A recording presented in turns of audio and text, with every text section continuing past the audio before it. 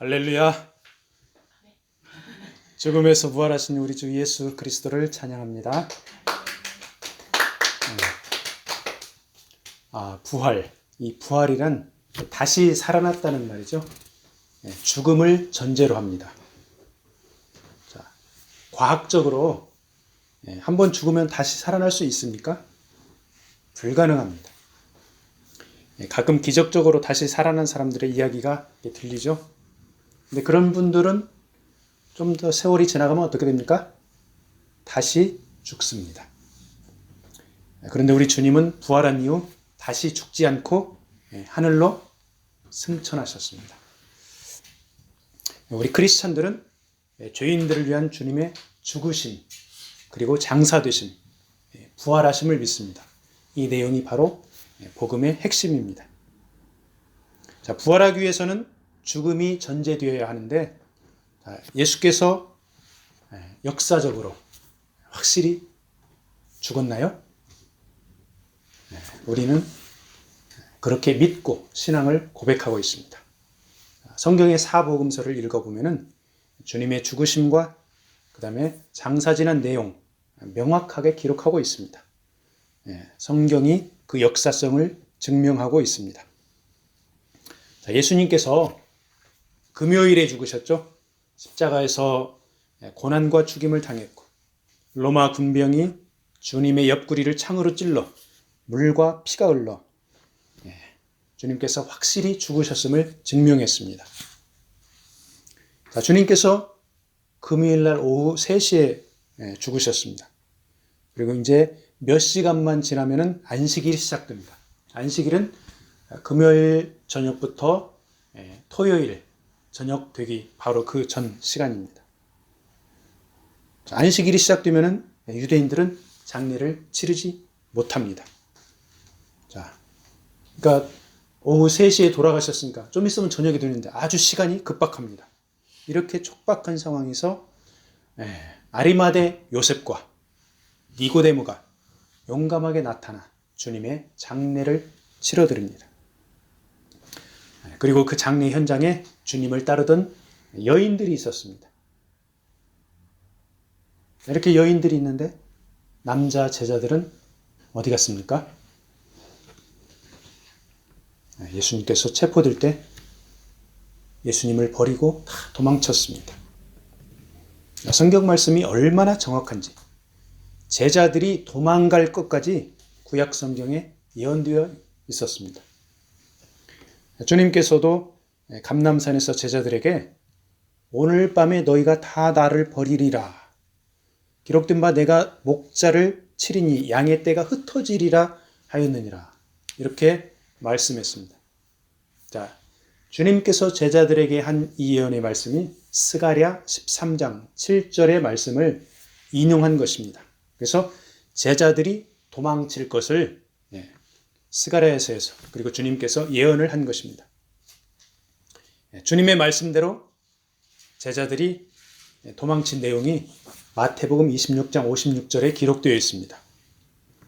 마태복음 26장 56절 그러나 이렇게 된 것은 다 선지자들의 글을 이루려 함이니라 하시더라. 이에 제자들이 다 예수를 버리고 도망하니라. 자, 구약 성경에서 선지자들이 예언한 그 말씀들이 제자들을 통해서 정확하게 성취된 것입니다. 제자들이 예수께서 체포될 당시에는 비록 도망쳤지만 주님께서 부활 승천 후에 성령의 능력을 받아 복음을 전하며 순교를 하는 대반전이 일어났습니다. 자, 주님께서 십자가형을 당해서 죽었을 때 당연히 주님과 가장 가까운 제자들이 장례를 치러드려야 합니다. 그런데 도망친 제자들이 나타나서 장례를 치러드릴 상황이 여의치가 않습니다. 자, 이때 나타난 인물들이 바로 아리마대 요셉과 니고데모였습니다. 요셉은 아리마대 사람으로 부자였습니다. 그리고 산헤드린 공회원이었습니다. 오늘날로 치면 국회의원 정도의 상당한 직위에 있던 그런 사람이죠. 예수님을 조용히 따르던 제자였습니다. 이 아리마대 요셉은 유대인들이 두려워서 예수님을 따르는 것을 밝히지 않았습니다. 동료 산헤드린 공회원들이 예수님을 빌라도에게 넘겨주어 사형 판결을 받도록 결의할 때는 분명하게 반대표를 던졌습니다. 조용히 예수님을 따르면서 하나님 나라를 사모하던 요셉은 주님의 처형 장면을 목격하면서 충격 속에서도 자신이 나서야 할 때임을 깨달았습니다. 산헤드린 공회원이었지만 요셉은 용감하게 빌라도에게 찾아갑니다. 예수님 시신을 주십시오. 장례를 치러 드리겠습니다. 예수님의 시신을 받아서 바위 속에 판 자기의 새 무덤에 장례를 치러 드렸습니다. 요셉은 예수님을 장례 치러 드림으로 인해서 자신이 제자라는 사실이 밝혀지는 것을 이제는 두려워하지 않았습니다. 마땅히 해야 할 도리였다고 생각한 것입니다. 유죄 판결을 받아서 처형된 사람을 이스라엘 조상들과의 연속성을 대표하는 그 무덤에 장례하는 것, 이것은 유대법에 어긋나는 행동이었습니다. 또한 산헤드린 공회의 결정에 의해서 사형을 받은 시체를 산헤드린 공회원이 장사 지냈다는 것은 자신의 모든 것을 내놓는 그런 용기가 필요한 사건이었습니다. 아리마대 요셉은 어쩌면 사회적으로 매장되는 최악의 사태를 맞이할 수도 있었지만 제자로서의 도리를 하기 위해서 용감하게 나섰던 것입니다. 우리 그리스도인들은 평소에 조용하고 묵묵히 맡은 바 일을 하다가도 마땅히 드러내야 할 일이 있으면 앞에 나서야 할 줄로 믿습니다. 아리마대 요셉과 함께 장례를 치러드린 니고데모 역시 공회원이었고 유대인의 관원이었습니다. 니고데모는 밤에 예수님께 찾아왔었습니다. 그리고 질문을 했죠. 니고데모는 바리새인들이 예수님을 비평하고 죽이려고 할 때 반론을 제기했었습니다. 니고데모 역시 요셉처럼 부자였습니다. 장례 향품인 몰약과 침향 섞은 것을 100근쯤을 가지고 왔습니다. 예수님 시신에 유대인의 장례법대로 이 향품으로 그리고 세마포로 함께 쌌습니다.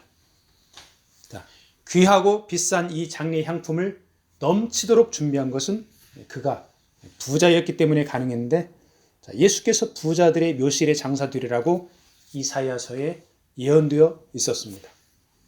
이사야서 53장 9절에 보면 그가 죽은 후에 부자와 함께 있었도다 이렇게 말씀하고 있습니다.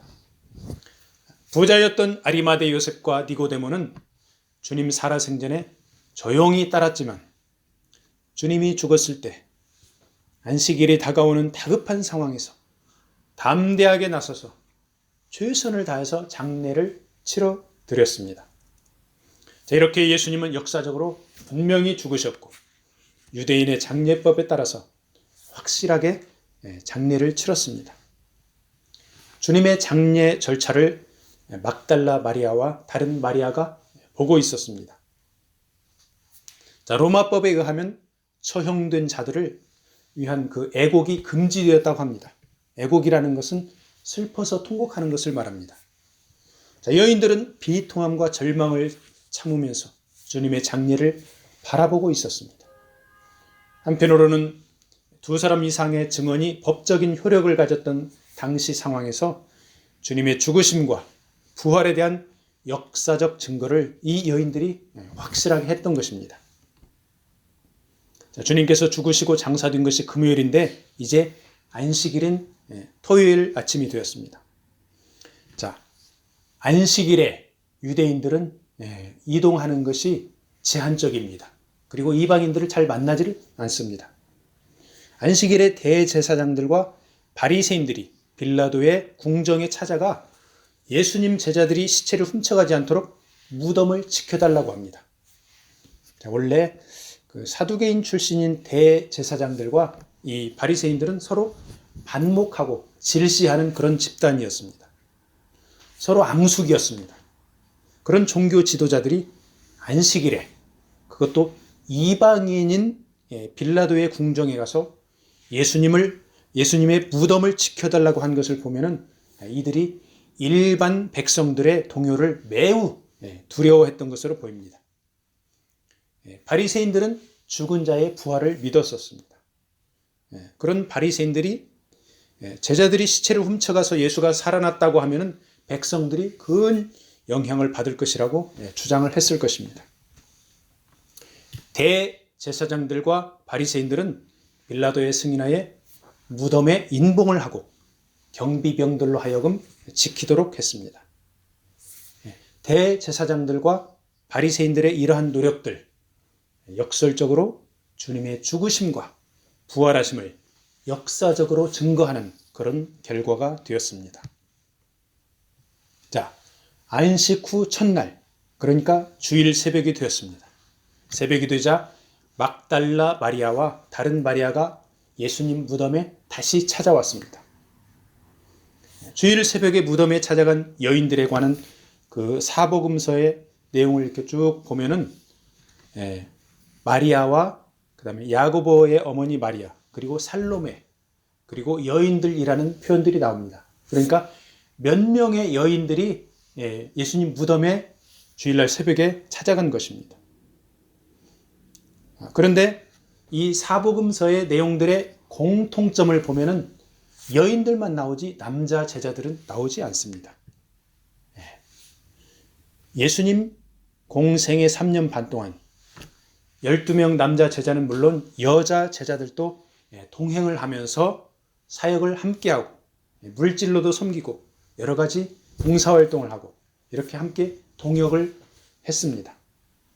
3년 반 동안 그렇게 믿고 의지하던 주님이 죽었습니다. 그것도 범죄자 취급을 받아서 처형을 당했습니다. 제자들은 엄청난 충격을 받았습니다. 요즘 표현으로 하면 멘붕에 빠졌고 패닉 상태에 빠졌습니다. 이 남자 제자들뿐만 아니라 여자 제자들도 엄청난 두려움이 몰려왔을 것이고 심하게 우울했을 것입니다. 우울증에 빠졌을 것입니다. 그런데 장례 현장을 지킨 것도 여인들이고 주일 새벽에 향품을 갖고 무덤에 간 것도 여인들이었습니다. 여자들이 남자들보다 정신적인 충격이나 우울증을 더 잘 극복하는가 그런 생각이 들 정도입니다. 하나님 일을 하는 주의 종들도 우울증이나 정신적 고통을 상당히 겪습니다. 버마 선교사였던 그 아도니람 저드슨이 극심한 우울증을 앓았던 때가 있었습니다. 이 버마는 나중에 나라 이름이 바뀌어서 미얀마가 되었습니다. 자, 아도니람 저드슨은 1813년에 개신교 선교사가 하나도 없던 버마, 미얀마 랭군에 가서 복음을 전했습니다. 1820년에 36살이던 부인 앤과 아기였던 딸이 병들어 죽었습니다. 아내와 딸을 잃은 슬픔에 이 아도니람 저드슨은 2년 동안 극심한 우울증을 겪었습니다. 하지만 그는 하나님의 은혜로 우울증을 극복하고 버마 성경을 번역하는 등 버마 선교에 크게 쓰임을 받았습니다. 혹시 주변에 우울증으로 고생하는 사람들이 있으면 믿음이 없다고 손가락질 하지 말고 그들을 이해하고 감싸주면서 사랑으로 품어주어야 하겠습니다. 주님의 장례 현장과 주일 새벽 무덤에 있었던 여인들 또한 극심한 슬픔과 우울함과 두려움이 다가왔을 것입니다. 그렇지만 그들이 그러한 마음의 고통을 참아내면서 무덤을 찾아온 것은 주님을 극진히 사랑했기 때문이었을 것입니다. 여인들이 막상 무덤에 가보니 전혀 예상 밖의 상황이 펼쳐졌습니다. 무덤을 돌로 박아 인봉을 했었는데 그 무덤이 열려 있습니다. 돌 위에는 천사가 앉아 있습니다. 무덤을 지키던 경비병들은 천사를 보고 극심한 두려움에 덜덜덜 떨었고 죽은 사람과 같이 되었습니다. 오늘 본문 4절에 나오는 그 경비병들을 묘사한 떨며라는 그 헬라 동사 세이오가 있습니다. 이 세이오를 NIV 성경에서는 shake라고 번역을 했습니다. 자, 경비병들이 천사의 형상이 번개 같고 그 옷이 눈같이 인 것을 보고 너무 두려워 몸을 흔들면서 사시나무 떨듯이 떨다가 죽은 사람처럼 쓰러진 것으로 보여집니다. 천사는 여인들에게 너희는 무서워하지 말라 이렇게 이야기를 합니다. 그러면서 너희가 찾고 있는 십자가에 못 박힌 예수는 그가 말씀하시던 대로 살아나셨느니라 이렇게 선포를 합니다. 그렇습니다. 예수께서는 스스로 한 말씀대로 그리고 구약 성경의 예언대로 정확히 부활하신 것입니다. 주님께서는 요나의 표적을 말씀하면서 자신의 고난과 죽음과 부활을 예언했습니다. 그리고 제자들에게 아주 구체적으로 죽음과 부활을 말씀했습니다. 복음서에 보면은 예수님께서 자신의 그 고난과 부활을 말씀하는 내용이 여러 군데 나오는데 마태복음 20장 18절 19절에 보면은 보라 우리가 예루살렘으로 올라가노니 인자가 대제사장들과 서기관들에게 넘기오매 저희가 죽이기로 결안하고 이방인들에게 넘겨주어 그를 능욕하며 채찍질하며 십자가에 못 박게 하리니 제3일에 살아나리라 이렇게 말씀하셨습니다. 그리고 구약 성경 창세기 3장에는 여자의 후손이 뱀의 머리를 상하게 한다는 원시 복음이 기록되어 있습니다. 창세기 3장 15절 내가 너로 여자와 원수가 되게 하고 너의 후손도 여자의 후손과 원수가 되게 하리니 여자의 후손은 내 머리를 상하게 할 것이요 너는 그의 발꿈치를 상하게 할 것이니라 하시고 자 뱀으로 표현된 사단은 여자의 후손 즉 예수님의 발꿈치를 상하게 하지만은 궁극적으로는 예수님께 머리를 상해서 패배할 것을 말씀하고 있습니다. 사단의 세력은 주님에게 고통을 주고 죽음에 이르게 했지만 그것은 주님의 발꿈치를 상하게 하는 것에 불과했습니다. 주님은 사단의 머리를 상하게 하고 즉 사단의 세력을 이겨내고 부활하셔서 승리하신 것입니다. 호세아서 말씀에 보면은 무너진 이스라엘을 통하여 여호와께 돌아가자고 1절에서 말씀하는 그 희망의 메시지가 있습니다. 6장 1절에서 말씀하고 있습니다. 그리고 호세아 6장 2절에 보면은 여호와께서 이틀 후에 우리를 살리시며 제3일에 우리를 일으키시리니 우리가 그 앞에 서리라 이렇게 말씀하고 있습니다. 예수 그리스도의 부활을 통하여 하나님 나라를 다시 세우겠다는 언약의 말씀입니다. 말씀대로 다시 살아나신 주님에 관한 소식을 빨리 가서 제자들에게 알리라고 천사가 여인들에게 말합니다. 여인들은 한편으로 무섭기도 하고 다른 한편으로는 큰 기쁨이 몰려왔습니다. 주님께서 3일 만에 다시 살아나리라는 그 말씀을 떠올리며 신속하게 제자들을 향해 달려갑니다. 달려가는 여인들 앞에 부활하신 주님이 직접 나타나서 평안하냐 물어보십니다. 평안하냐는 이 인사말 카이로에는 기뻐하라는 그런 의미가 포함되어 있습니다. 주님의 죽으심에 슬픔과 근심에 찼던 여인들에게 부활하신 주님이 가장 큰 기쁨을 선사하신 것입니다. 우리 인생의 참 평안, 참 기쁨이 무엇입니까? 부활하신 주님이 함께 하심에 가장 큰 기쁨이요 평안인 줄로 믿습니다.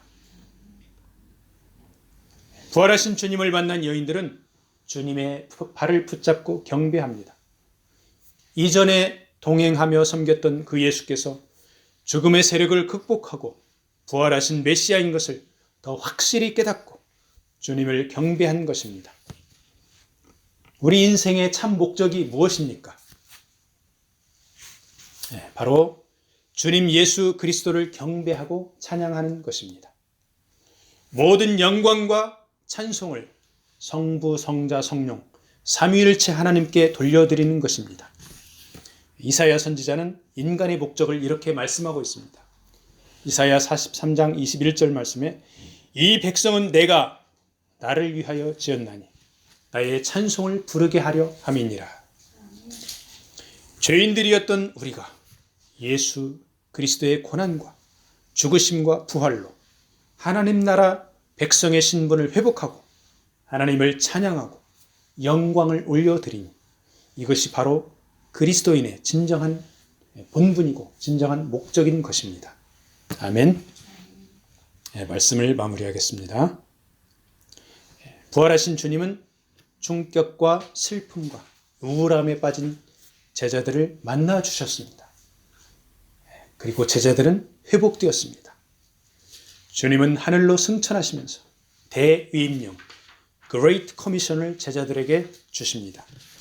마태복음 28장 18절에서 20절 말씀, 예수께서 나와 말씀하여 이르시되 하늘과 땅의 모든 권세를 내게 주셨으니 그러므로 너희는 가서 모든 민족을 제자로 삼아 아버지와 아들과 성령의 이름으로 세례를 베풀고 내가 너희에게 분부한 모든 것을 가르쳐 지키게 하라.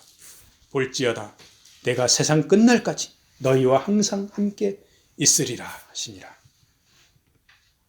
우리 주님은 하늘과 땅의 모든 권세를 가지고 통치하는 만왕의 왕이십니다. 제자들이 할 일은 모든 민족에게 예수님을 증거하는 일입니다. 예수님의 작은 제자들이 된 우리들이 해야 할 일입니다. 주님께서는 제자들에게 세상 끝날까지 함께 있으리라고 약속하셨습니다. 주님께서 우리와 동행해 주심이 바로 우리의 갈 길을 환히 비춰주시는 것입니다. 부활절을 맞이하면서 기쁘게 찬송하며 하나님께 영광 돌리고 삶 가운데서 예수 그리스도를 증거하기를 축복합니다. 아멘.